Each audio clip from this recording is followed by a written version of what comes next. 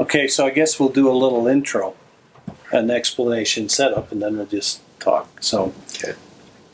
I'm David Newren. This is my friend David Green. We've known each other since we were in grade school. Boys.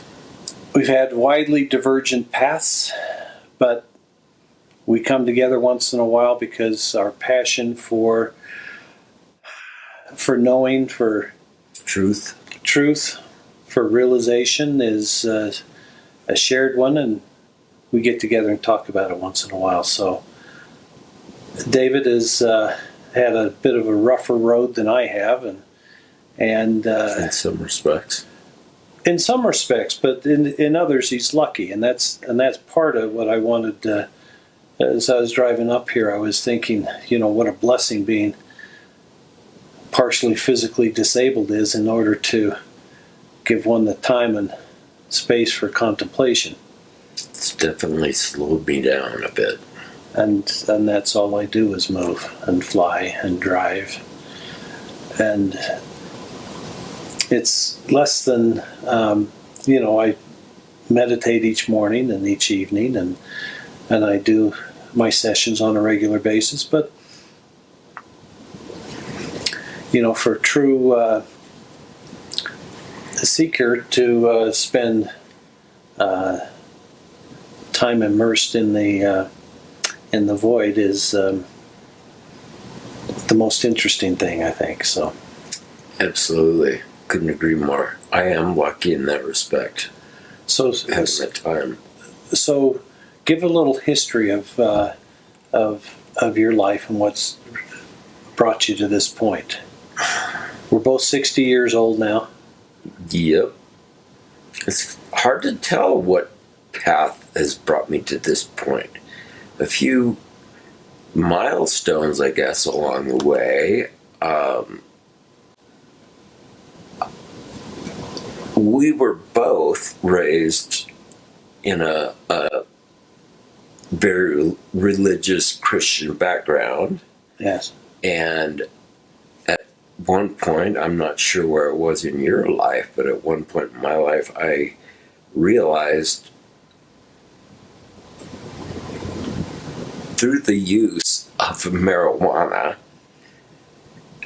which is not just, to me, marijuana, it's A sacrament. a sacred herb that is here for a particular reason. And there are receptors in our brain that lock on to THC and CBDs that are there, that only lock on to that. Why are they there? So anyway, the marijuana set me free. It freed my mind up from all of the clutter and the back talk and the crosstalk that was going on, and I was able to experience life free from really anything. And that freedom was... What time did that happen? How old were you? That was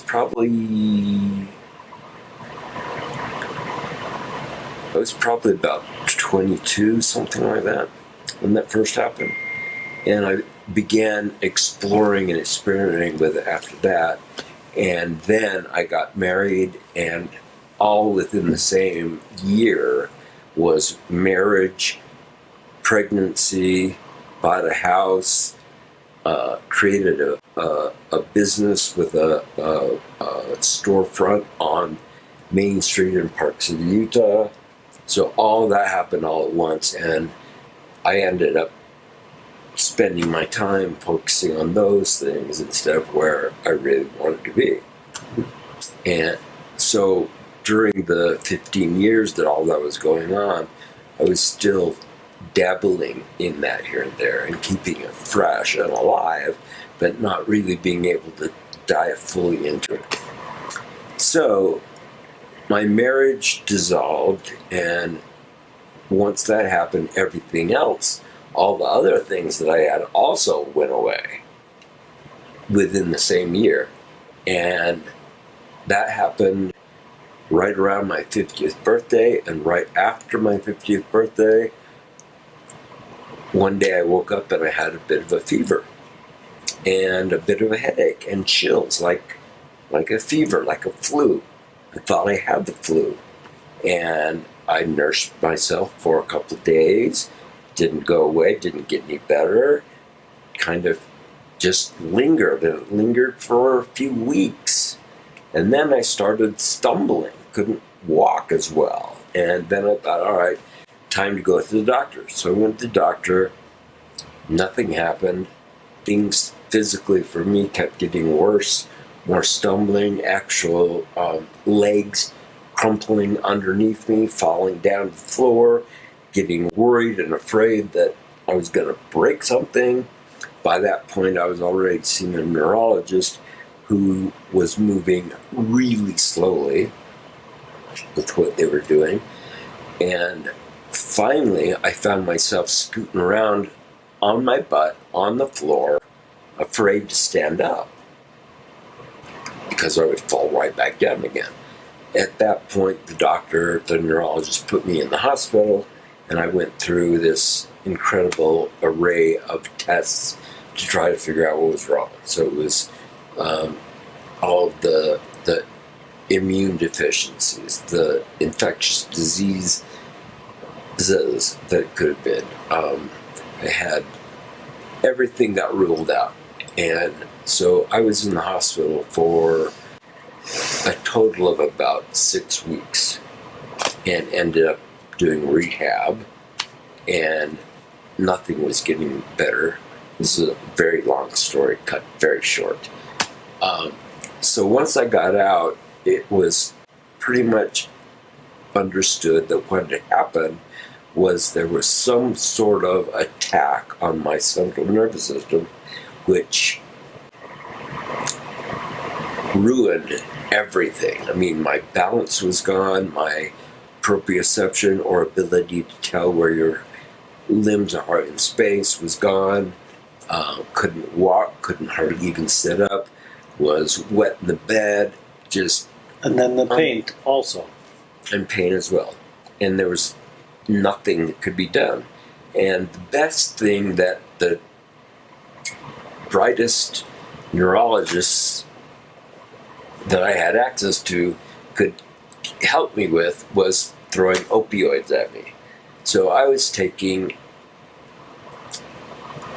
about 6 Percocets a day for years.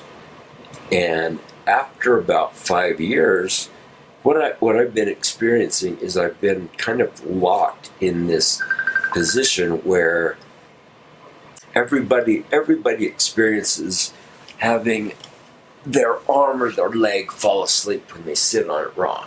And then when they reestablish the circulation, as it wakes back up, it almost hurts. Mm-hmm. That is what I have been feeling for almost 10 years now, from head to toe, everywhere on my body, all the time. It never goes away. And so that's what was given to me to combat that, was opioids.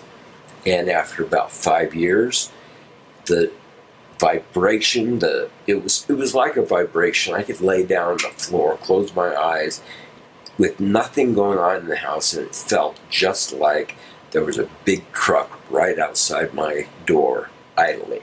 That's what it felt like all the time. After about 5 years, I just couldn't take it anymore. I didn't see it diminishing at all, and so I just chose to shut my body off because I couldn't take that sensation anymore. So, taking a large amount of those opioids that they were throwing at me, I tried to shut my body off. Long story short again, didn't work. Here I am, still vibrating. So, about 2 months ago, I ran across a neurologist who works at the University of Utah. And he's through a friend, so he's become a friend of mine. And he has taken it as a personal project to work on me. So, from our very beginning meeting, he prescribed a drug and CBD use. So those two things I'm trying to balance out the use of those. But you had some, but you've also been using lion's mane mushroom for how long? Right. I have been taking that probably for about 4 years. And that did have some benefit. Well, here's the thing. I can't really tell if that was a benefit. The one-time event that damaged my central nervous system, from that point on, my brain has been healing. The neurons have been remyelinating themselves slowly over time. So it's been progressing very slowly. It still is a torturous sensation in my body, but I've learned tricks to deal with it. And I got weaned off of the opioids about a year ago, which was a godsend. I mean, I feel so much better after doing that. My mind is so much clearer now. So I've been trying to find ways to deal with, one, the vibration that I feel, and two, the cloudiness of my mind, or the brain fog, the MS fog, they call it. So I've been dealing with those things, and over the years I've been taking various drugs to combat that. So now I'm at a point where I'm interested in using pretty much exclusively cannabis, and now CBD. I've used CBD little bits in the past with no intelligible benefit from it. So this is a new regime of using CBD this time. Okay, so tell me about your spiritual explorations and realizations that you've had. Okay. Like I said, the beginning was just use of marijuana, but it was always, and this is key, I think, for me anyway, was use in the outdoors. Being outside in nature is what cleared my head and helped me to realize, or to begin to realize, the truth of our existence and the simplicity and the absolute beauty of what we're dealing with here. And at that time, even before all the wave of activity with marriage and family and whatnot, I began exploring as well with mushrooms and other psychedelics. And my modum operandi was to go out into the wilderness, usually down to Zion National Park, camping, go out by myself, and after a couple of days of sitting there meditating, have a big dose of mushrooms, enough that it laid me flat on my back, on the ground, on the red rock, with my eyes closed, and that's what I did all day. And I did that many, many times. Then along came the marriage and whatnot. And so what did that change for you in terms of your self-realization? It changed everything. You know, it made me feel more. It was like there was this interplay between me and everything else, which included everybody and everything, every tree, every rock, whatnot. And so I felt like there was this give and take going on constantly between everything out there and me. So there was this flow of information and beauty coming from all of that. And I, in return, gave the beauty and the connection back. And so that back and forth just lit me up and just made me feel calm and peaceful and connected and loved and a part of everything. And to me, that was as good as it possibly could get. And does that stay with you after the experience?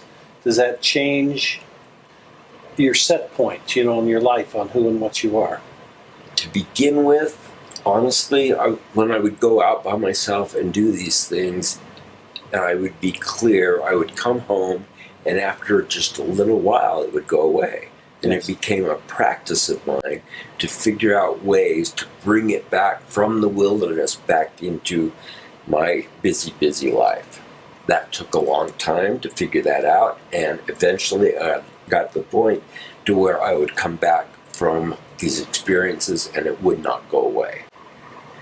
And so, what do you think was what worked for you in creating a transformational shift in consciousness, where it stuck, where it didn't go back to your baseline, where you had a new baseline?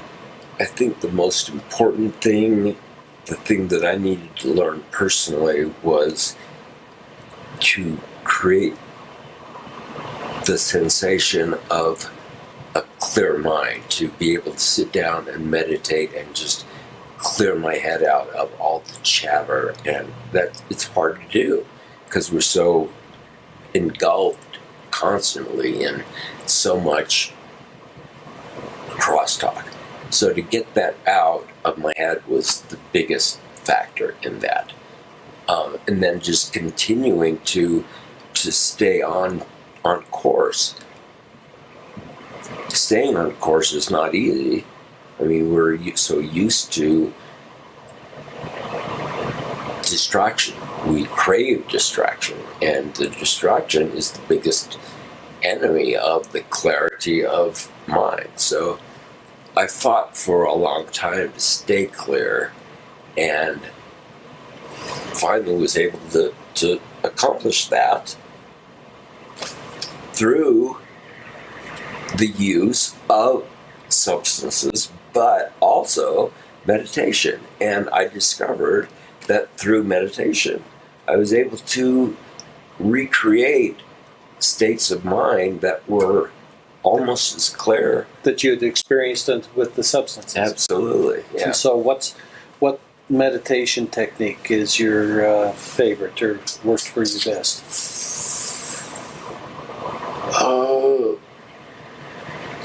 It began with, I learned how to use breathing exercises to focus my mind on just, for instance, the sensation of breath going in and out of my nose. So to be able to stay with that for a really long time is what really rocketed me toward that. Then later on, it became, I discovered that I could get to a point to where, once I was able to focus on that one spot under my nose, I was able to put that focus point anywhere around in space, like right on my third eye or right out in front of me or wherever. So I could focus my attention there, and I discovered that it felt like I was in space, zooming along at light speed, or completely stopped and everything else was flying by. It's all relative. So I was zooming along at light speed, and I would practice breaking through barriers. I would be speeding along at the speed of light, and I would sense that coming up was this wall or a barrier. And once I hit the wall and broke through it, the idea was to not let any of those little fragments of mortar or brick catch up with me and attach itself to me. Because if it did, then the thought or whatever the problem was that was in that wall would stick with me. Yes, So yes, and suck you into a new game or story, right, precisely. reality. Yeah. So that was my exercise, was just to zoom along at light speed and not let anything get attached to me. So, what remains today for you to be completely spiritually free? Well, Is there anything that's sticking you? I'm at the point right now. Once the brain damage took place, it stopped everything. For a couple of years there, I was barely even. I was aware and conscious, but I just wasn't connected to anything. It was almost like I was floating a few inches off the floor and just not connected or engaging in anything. And that lasted for a while. And it's only been in the last couple of years. In fact, to be quite honest, this may be something that you don't know, or we haven't really visited much over the last few years. But once I attempted that shut off at that one point, I was convinced that that was the only way for me, that this vibration was so distracting, so torturous, that the only thing for me was to eventually shut myself off. And so quite honestly, up until just a little over a year ago, I had one foot in the grave. I was ready at any point. I knew that within a month I was going to be dead. So there was no reason to plan for the future, to even think about the future. So that would have been one of those thoughts that came zooming along at light speed. I just shrugged it off, didn't think about the future at all, because there was no future. But once I got clear of the opioids, I began to feel clearer, and I began to realize that there are other people in the world again. I mean, I was just clouded not only by the opioids, but also by the damage that happened to my nervous system. And I was just out of it. And a little over a year ago, I woke up and I suddenly realized that I can have a future, and that it's beautiful, and that it's good. And I started making plans. I went for all those years without buying any new clothes, because why buy new clothes? Who would wear them? A year ago, I began buying new clothes for myself. I began engaging with other people. I now have a wonderful community of good friends, which I didn't have before, which is also an essential part of just being a freaking human being, is having a support group around you. So 1 year later, I feel like I'm 25 years old again, because everything is new. So if you had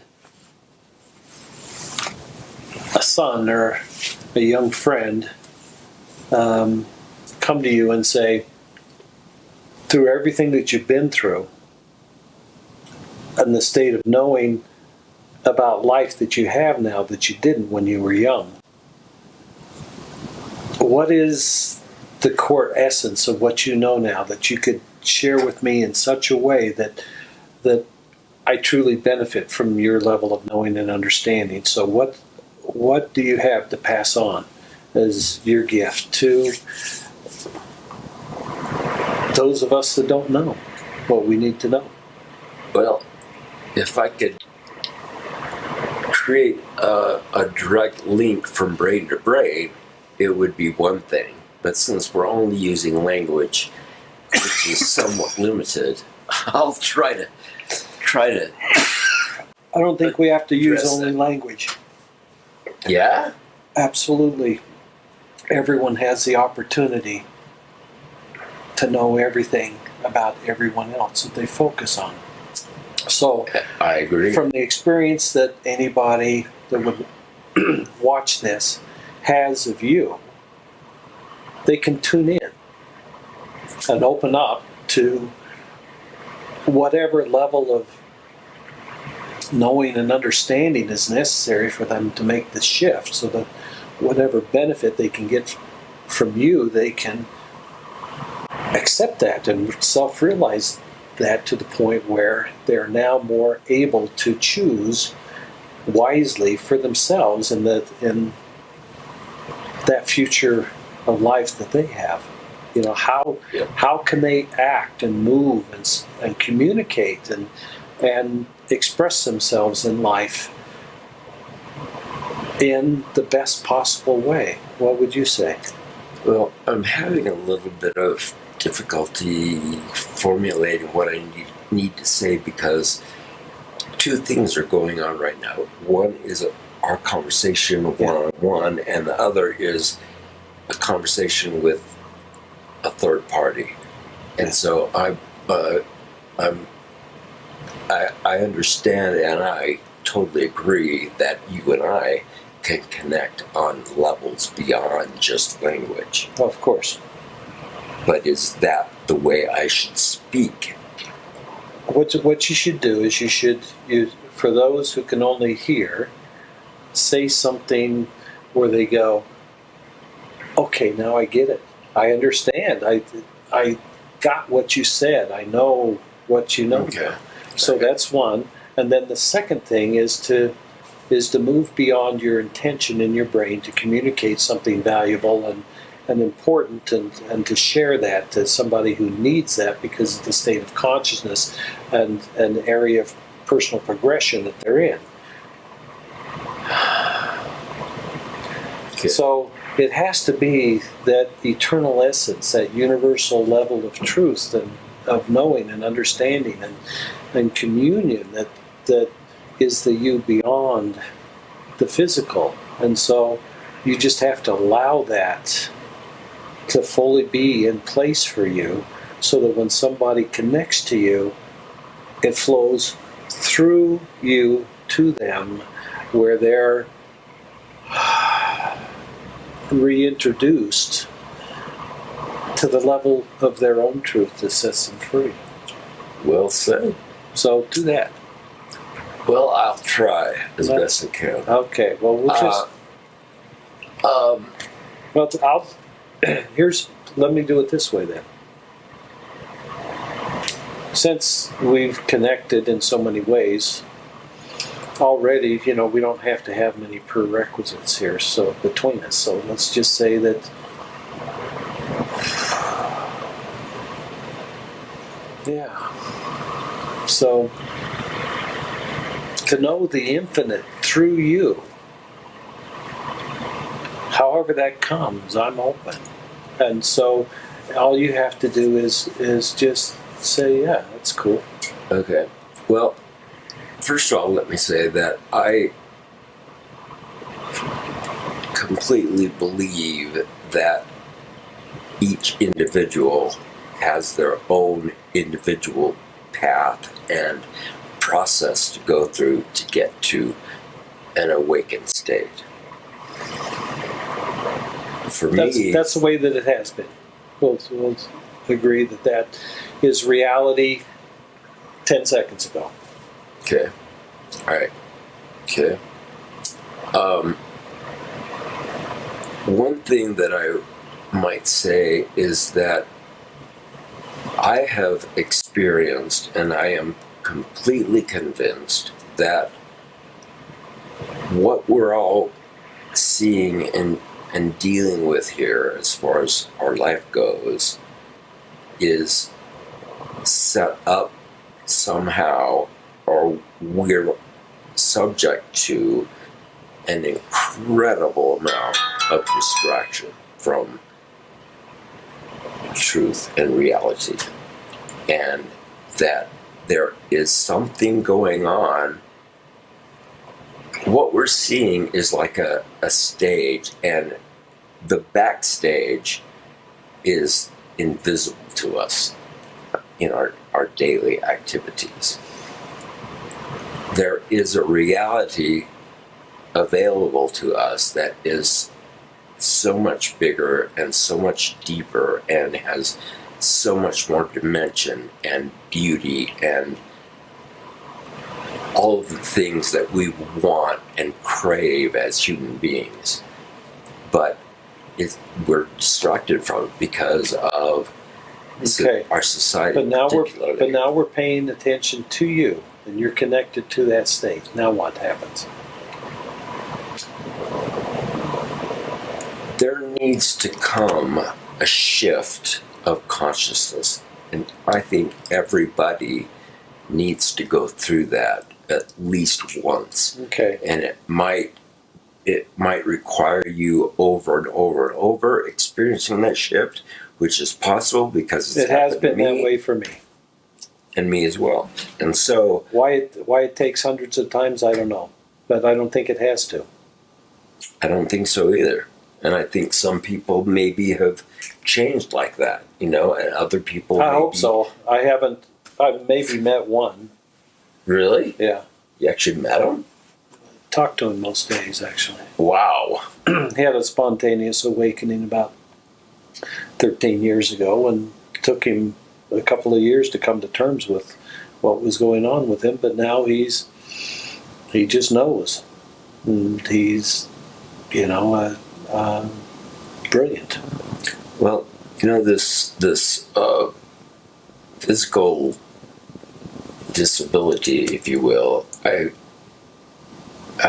many times thought that it's been thrown at me to teach me a few lessons and to move me in a certain direction. And has it done that?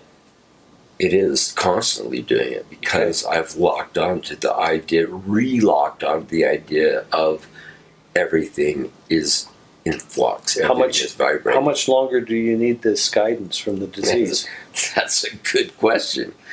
Maybe instantly. Who knows? Is it possible that all of the useful guidance that the disease has given you has already been shared with you and you already know and understand it now? You get it?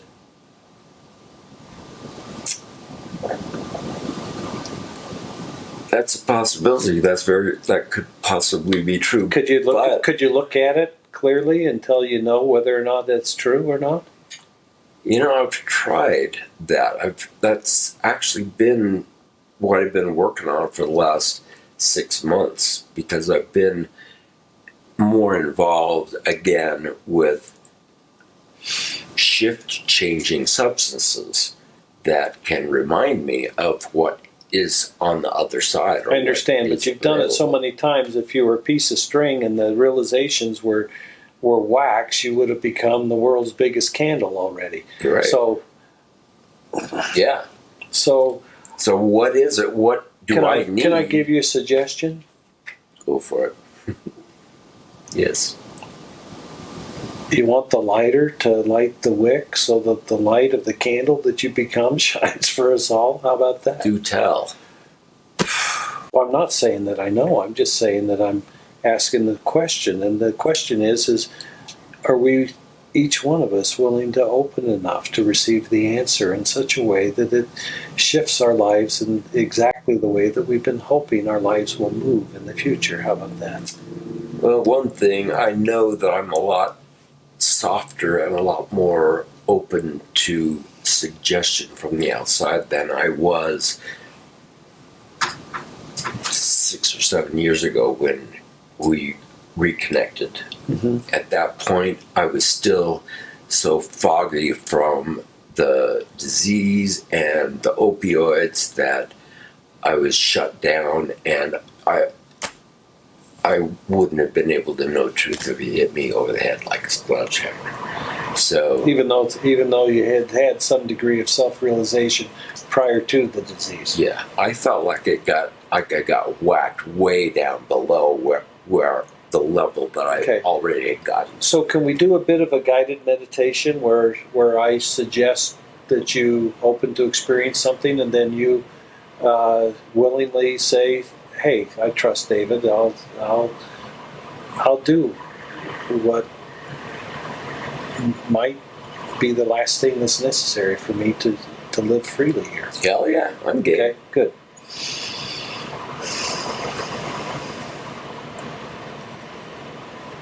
So the first thing we have to do is, we have to check our personalities at the door. Okay? The mind and our dimensional reality, our circumstances that are the context of our lives here. None of that's relevant to eternal truth, so we can just set our lives aside for this moment. That would be the first step. So ego. Yeah. Not just ego, identity, our sense of self. The personality, the body, the experience of what it is for you to be you and for me to experience you being this. And okay? I've been using the word ego to define what you just All said. of that. Okay, fine. So set that ego aside then. All right. Okay, so, and then we have to sense within ourselves what's left after that, if anything. Okay, and so we'll take a moment and do that.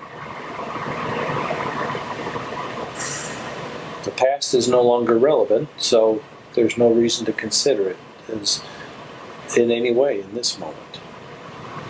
So if this moment is all that is relevant to us, then what do we choose? What do we choose to see? What do we choose to know? What degree of universal presence and truth do we choose to know ourselves as, to experience ourselves as? Is there any limitation that we place on ourselves, on our self-awareness, on our ability to know and express and see? Are we suppressing ourselves in any way? Let's feel that. And then notice that we just realized that there's no longer any reason for us to do that to ourselves, to suppress ourselves in any way. We're not going to behave badly towards others if we're absolutely free. We'll do better. We'll be better. We'll live in our truth, we'll move as grace, because it's the truth of us all. It's the truth of you, the truth of me, and the truth of all the rest of us is an awareness and a consciousness and a presence of grace, truth, love, compassion, and an exuberant celebration of all creation, all life, all consciousness. So that's the core nature of each one of us. I agree. I'm with you 100%. Okay, so anything that's not that,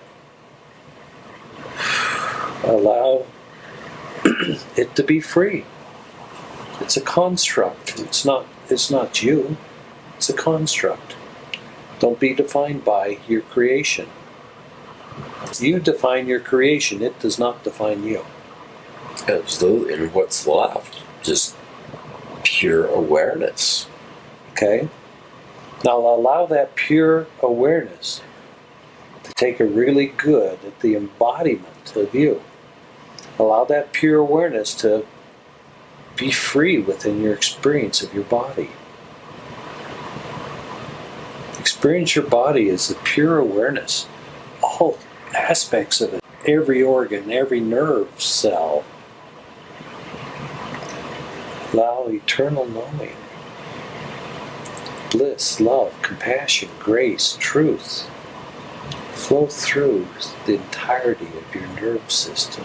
I just realized something, and that is, I haven't been able to free myself completely of my ego.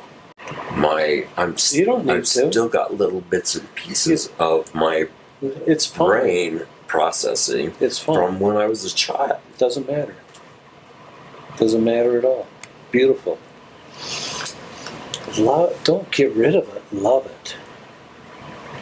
Feel what it was for you to be a child here on earth. Oh, wow. Wasn't that exquisite? It was exquisite. Wow. What a blessing to have been a child. It's too bad we didn't appreciate it more from all of the mistakes we made since then and not enjoying ourselves in the way that we did then. That is a great pointer, because just recently, within the last couple of months, I realized that I need to do that very thing to my marriage. My marriage has been a really painful part of my life, and I finally realized that I should embrace it and just say, Look, feel that pain, and right, and every bit of the it. pain is exquisite. That pain is beautiful.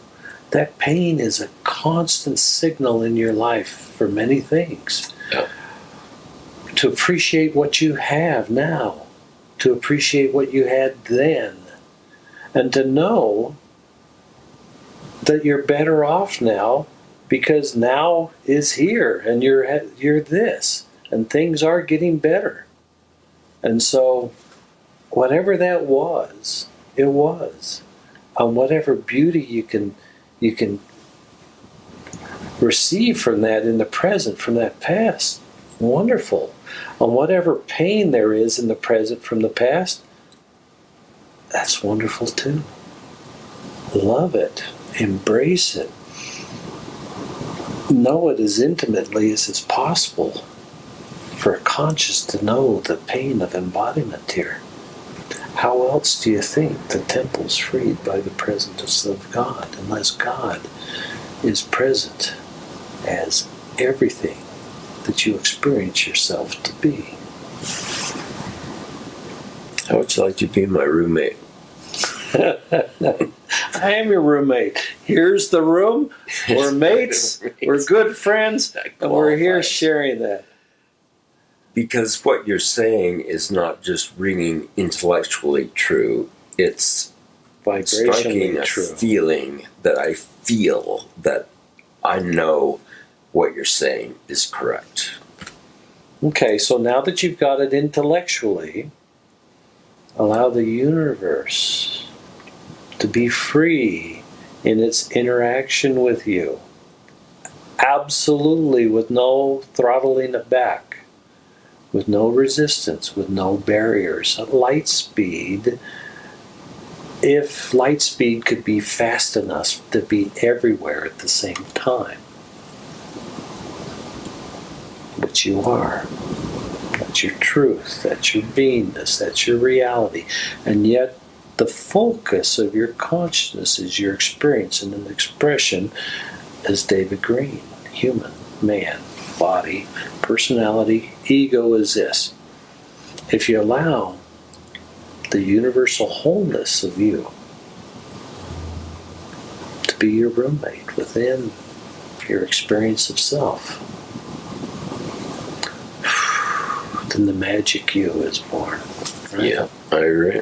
And that's what we're here for, to see the magic of you, to see the bliss, to realize that a being has been realized here as their eternal truth, that the truth so sublime, so beautiful, so meaningful, and so real that it freed you in an absolute sense. All right?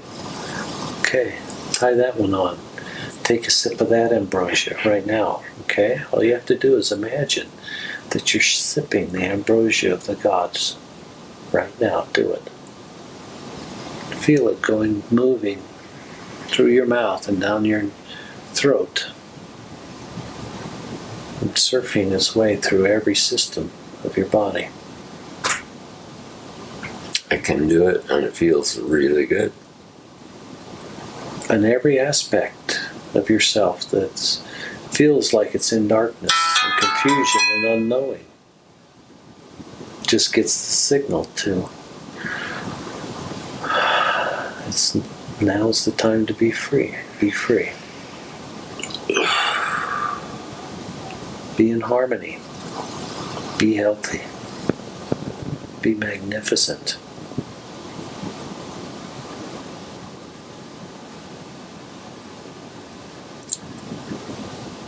I often feel this is the to define in just a couple of words, fucking genius is how I feel oftentimes when I make that breakthrough, because it's just completely clear. Now, up to this point, the reason that I don't stay there is fear in all of its many. Of course, it's the unknown. But I'd like to propose something again, and that our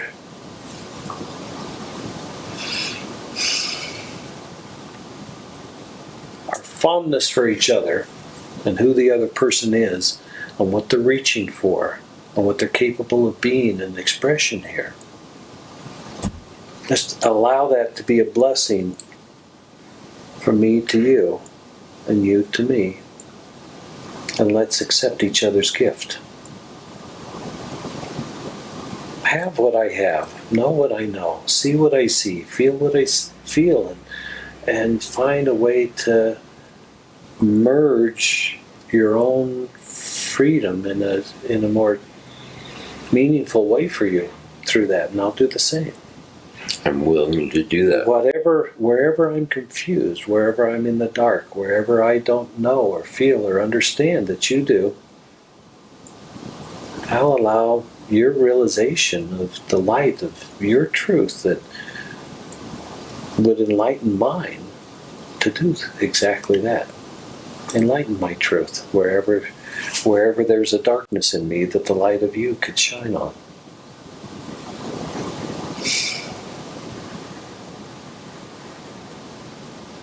Okay. And that's how you're here for each other, for your friends, for your family. You're here, flowing in and out, giving and receiving, as a blessing to yourself and to the rest of us too. And there's no fear for you to be that. You're being called to express yourself truly, authentically. You're being requested to be free here, to show what it is for a man that knows how to know, that knows how to be the living truth of himself. Hello, here comes Debbie. Hey David, it's Mike, 1:30ish. Just thought I'd give you a call before I went shopping here, but it's so good to be able to and I think you guys are getting my messages. to be in close proximity with another human being that has experienced the depth of what I believe to be the most important work of our lives. And I've read bits and pieces from other people that have been talking about those things, but I don't think I've ever been with someone else that knows what I know, or feels what I feel. I can't tell you how liberating that is. And I hope that we will be able to continue doing something together. It's the only reason I have for being now, is to share with anyone willing to open what it is to be mutually supportive of a divine freedom being owned and realized and felt, expressed and shared as the other person. Interesting, because just recently, again, within lots of has happened within the last couple of months. Within the last couple of months, I was looking at what I believe as consciousness, what consciousness is on this planet and is shared amongst human beings, and to clarify and purify a consciousness, I believe, is the best work that we can be engaged in. Well, the collective consciousness that we've agreed to was the normal range of, accepted possibilities for appropriate humans. It doesn't give you very much latitude. We've all agreed to be unconscious here. We've all agreed not to know. We've all agreed to never, ever live the truth of ourselves here in such a way that it could shift reality for the rest of us. And so we're all here living a lie. We're all playing a role. We're all acting out as if an ego and a personality and a body were the entire truth of who and what we are.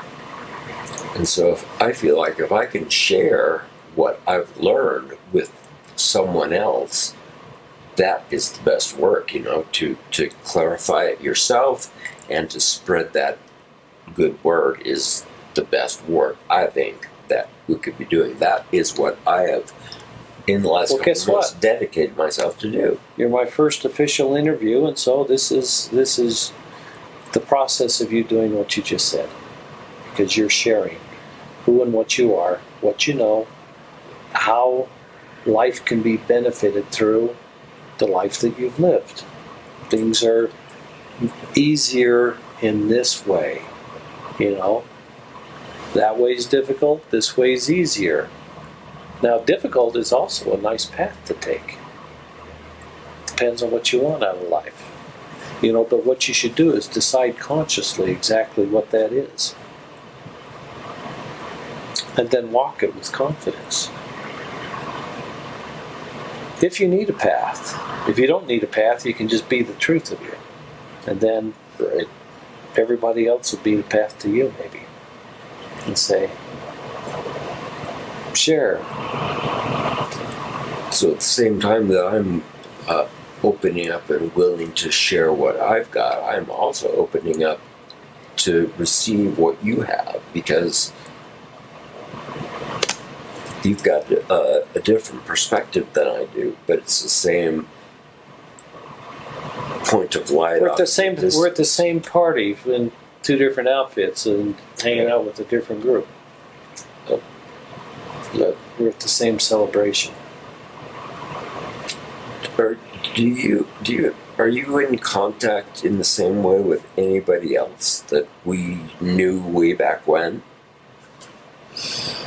Not really. I you know, Dana's a Facebook friend, and she lost her husband this year, and I took her and her mother out for dinner and had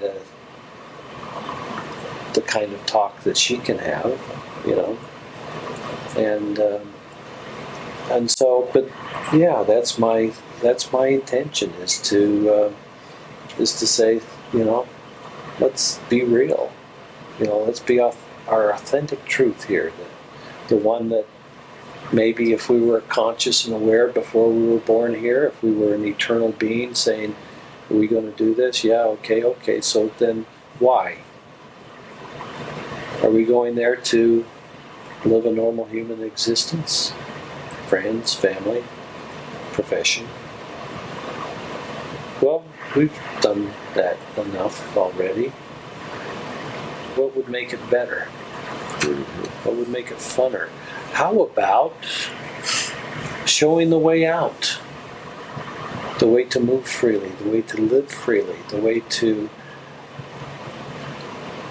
conduct yourself as something that is so beautifully true that the you that you are here is just a blessing to us all. Let me say this, because there may be somebody watching that is unfamiliar with what we're talking about. And so for somebody beginning on this journey, one really good way, one way to jumpstart this journey is, like I did, going out into the wilderness where you're surrounded by everything that you see, everything that you hear, everything that you experience is raw and there are no flat planes, there are no right angles in what you're seeing and experiencing. It's all happened because of just natural processes. You want to hear something funny? Do tell. I've never done that. Every time I've tried anything, it's been in the middle of man's creation. And so it works both ways. And I think that you can do that way. And I'm going to try your way sometime soon. Good. Because I know that there'll be a sweetness about it, that there'll be a beauty about it in both the creation and the life and the death and destruction of it too. Yeah, I think for me anyway, to be out like that and to feel in my heart that I belong there, that you belong on this planet, that you belong in this earth. I mean, that's huge, but I suspect that there's a lot of people running around out there that just, they're so full of angst because they don't feel a part of the simplicity of just being alive, just being a human, conducting your day, your life on this planet. And I think it's really important to get to a point where you feel comfortable and free with your environment. And for me, that's what did it, was being out and spending time. You know, if you want it bad enough, you will find a way. And that's one way that you can begin the journey, is to get out there. So I got that. And I'm gonna try that myself, and to see how that enhances my experience. You know, I've been already pulled in that direction, you know, and this is just another confirmation, of course. But rather than dealing with past or future, you know, let's move back to the present. You know, right. And the present right now is you and I, and my son. Right. Right? And our clothes and the air that we're breathing. And in your crib, you know, in the construct of your life. Crib. Yeah. So how can we look at this? How can we allow it to express what it is to us in such a way that our every perception is an invitation to awaken, regardless of whether it's natural or manufactured, truth or a lie. Everything can invite you to be present and aware and awake as your truth, which your truth fully realized is the truth that sets you free. No one else's, nothing else. That's a great way to look at being invited by everything that you see, hear, experience, being invited to express the magnificent you. Yeah. Because that which is divine will just be delighted by your expression, and that which is damned will experience an invitation to its freedom.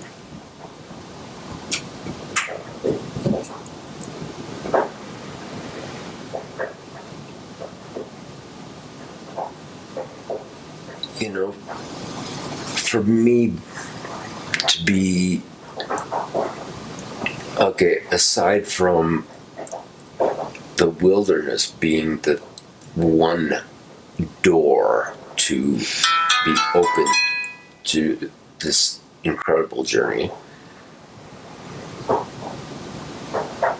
the very same degree of clarity and connection and creativity and compassion that it can be experienced out in the wilderness can be experienced within your house, within your job, within your life, your social life.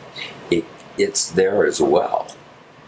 By peeling back those layers of distraction, there isn't anything that you can look at that you can't find a mirror to your own infinite freedom, if that's what you're willing to experience from it. You know? Yep. Right, wrong, good, evil, ugly or beautiful. You know, everything can be a support for your divine awakening here. Yep.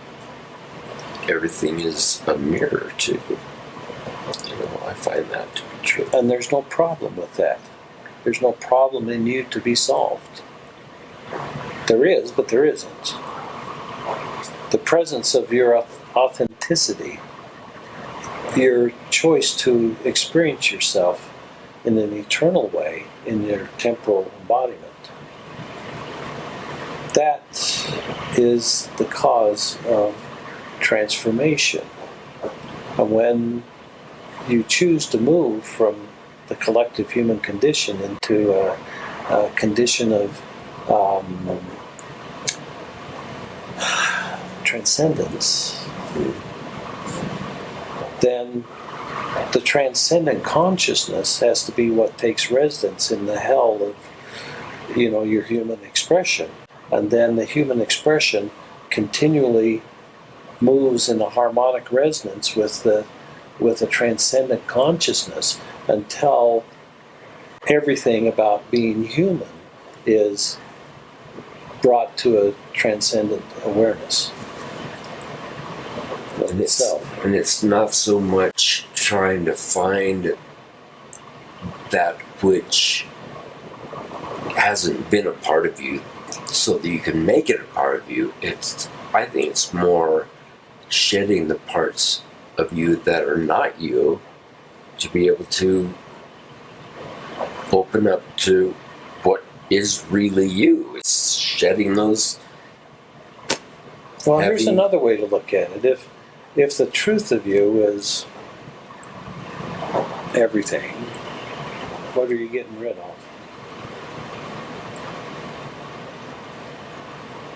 If your consciousness can embody the fact that universal wholeness and truth and knowledge and awareness and everything can be at home within you, within your humanity, with your expression here as David Green, that universal truth can be known here by knowing you.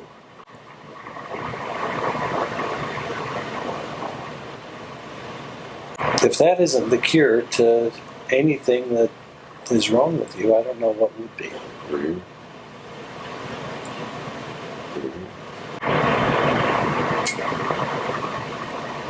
I think that's the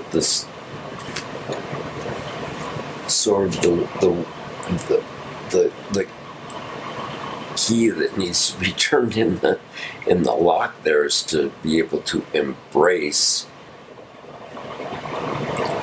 in a non-judgmental, non-clinging way everything, every past conversation, past injury, physical and mental, emotional, whatever, and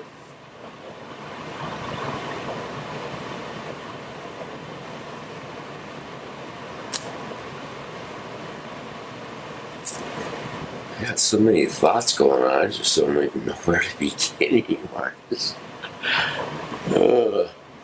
My brain is having a hard time. Your brain's trying to contextualize everything. It doesn't need to. You don't need to center your awareness in a brain that doesn't understand what's going on. Okay, be centered. Move your awareness into the choice to embody your body brilliantly. So the question is there anything left to say that would be relevant? And so, thank you for today, and I'll take a minute and see if there's anything I can wrap things up with in such a way that somebody says to themselves, what the heck, I'll try that. So, this is a new thing for us, sharing on camera, what the most personal thing that we have about ourselves, and that is, who are we and who can we be? How much truth can one embody? And if you embody all of that truth, is it yours? Is it you? And the answer to that, you'll find out for yourself, but it's yes, it is true, and it is you. And you are the way, the truth, and the light yourself. Now, when you get comfortable with that, And you say, okay, my own point of view, my own awareness, my own observation of reality is far more important than what anybody who didn't know themselves told me it was. So give preference to yourself, but at the same time, listen to your enemies, because they have a contextualized understanding and experience of the truth of you in the context of who you've been that you also need to pay attention to, so that anything that will continue to create troubles in your life gets transcended. So own who you are. It doesn't matter who you are. It doesn't matter what you've done. It doesn't matter what you haven't done. It doesn't matter what you've said and what you haven't said. It only matters what you choose, and then open and receive. You have to choose it, you have to open it, and you have to receive, and you have to allow yourself to be transformed. The transformational process is one you can't direct from a condition of not knowing your own truth. It's only one you can surrender to. But you have to ask for it. You have to open to receive it, and then you have to surrender to the transformation of a transcendental truth, and allow that to have place in you, and allow that to move you, and allow that to transform the gross aspects of yourself that are in a state of confusion until you know them intimately enough where you're no longer trapped and blocked and damned in any aspect of your self-expression and experience here. So just know that it's possible, and just know that it'll be a lot easier for you than it is for a couple of old guys like us. We made mostly wrong decisions in our life. And that still doesn't stop us from moving into a state of grace and freedom. So for somebody who hasn't,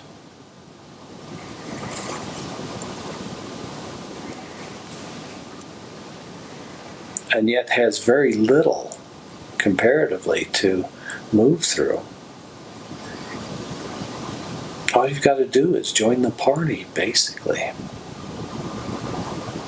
Open yourself up to experience whoever it is in your life that has a transcendent love of all life and supports everybody's success. And there you'll find your buddies, your true friends. You'll be a light for each other to inspire. And you'll start a movement. More and more of your friends will join you and say, I didn't think we were ever really going to do it. But here we are. Each one of us choosing to be free. So that's your job. To open. To ask, and then to open and to receive your own truth that sets you free. Your own life of divine celebration, if that's possible. And how would I define that if I were agnostic or atheist, which I might be?